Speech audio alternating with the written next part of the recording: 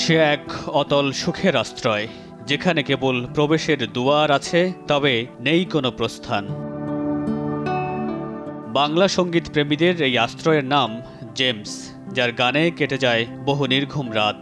যিনি না থাকলে জমে না কোনো উৎসবের আসর। কখনো তাকে নগর বাউল, আবার কখনো তাকে গুরু নামে ডাকলেও সবচেয়ে নিখাত সত্য, তিনি এই বাংলার রকস্টার। কে আর আছে এমন প্রিয়তমাকে পাওয়ার বাসনায় তারায় তারায় রটিয়ে দিয়ে বলতে চায় তুমি আমার, কিংবা পথ ভোলাদের ডেকে মুছে দিতে চায় দুঃখ যত। গান তার প্রকাশের ভাষা, যে ভাষা উচ্ছ্বাসের অথবা বিষাদ হতাশার। তাই তো গান দিয়ে কয়েক প্রজন্মকে সুতায় বেঁধেছেন, আবার ছিন্ন বিচ্ছিন্ন করেছেন জীবনধারা।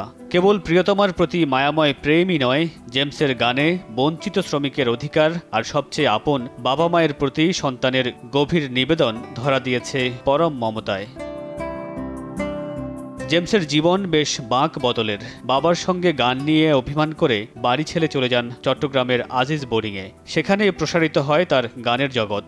প্রতিষ্ঠা করেন ফিলিংস নামের একটি ব্যান্ড, যেই ব্যান্ডের প্রধান গিটারিস্ট ও ভোকালিস্ট হিসেবে শুরু করেন নিজের ক্যারিয়ার। পরে দলটির নাম বদল করে রাখা হয় নগর বাউল। ১৯৮৭ সালে ব্যান্ডের প্রথম অ্যালবাম স্টেশন রোড প্রকাশের পর ১৯৮৮ সালে প্রকাশ পায় তার একক অ্যালবাম অনন্যা। এরপর একের পর এক কালজয়ী গান যুক্ত হতে থাকে জেমস অধ্যায়ে।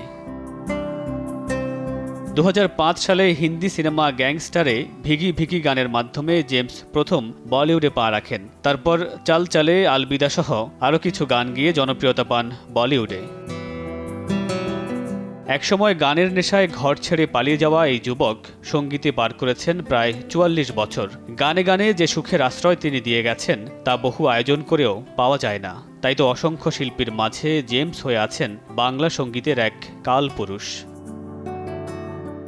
মামুনুর রশিদ পনেল, সময় সংবাদ।